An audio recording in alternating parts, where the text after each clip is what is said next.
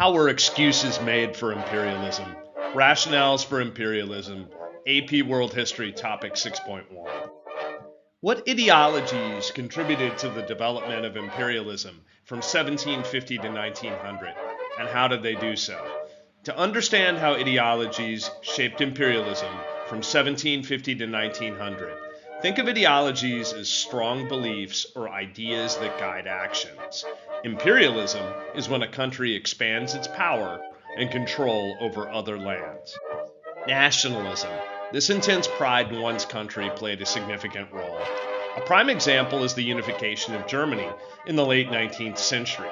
After unifying, Germany rapidly colonized territories in Africa like Namibia and Tanzania, partly driven by a desire to demonstrate its newfound national strength and compete with established colonial powers like Britain and France.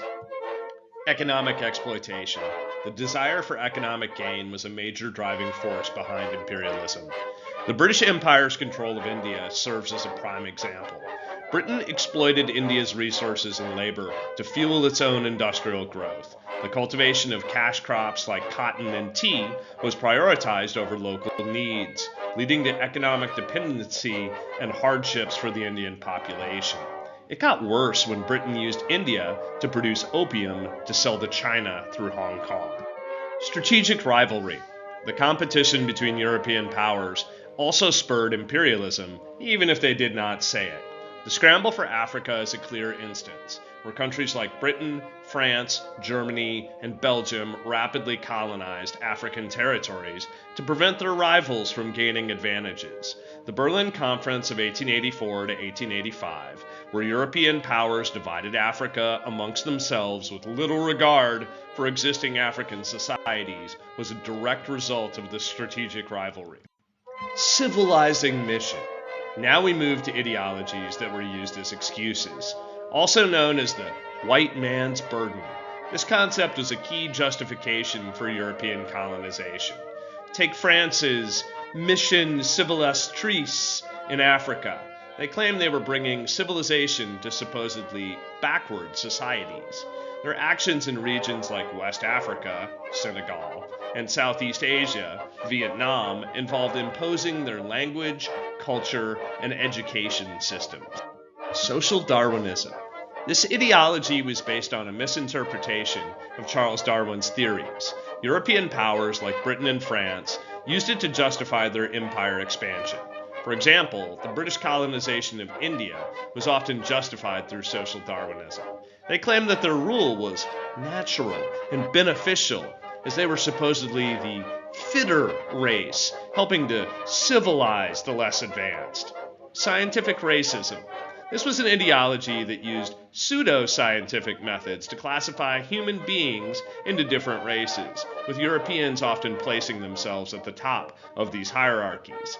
This was seen in the way European powers, such as Belgium and the Congo, justified their rule as bringing order and civilization to supposedly lesser races. The brutal exploitation under King Leopold II of Belgium in the Congo Free State was rationalized through such racial theories.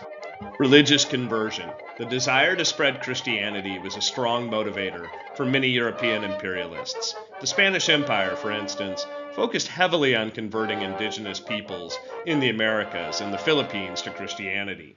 Missionaries often accompanied colonizers, believing it was their duty to save souls by spreading Christian belief. Technological superiority. As Kipling said, "Whatever happens, we have got the maxim, and they have not." No matter what the natives tried, the British and others knew they could just machine gun them if they needed to. The advancement in technology, especially military technology, fueled imperial ambitions. The use of technologies like the Maxim gun gave European powers a significant advantage over colonized societies. The British used weapon superiority, backed by trains and ships, to consolidate their control over territories in Africa and Asia. Imperialism, economic and otherwise, never stops.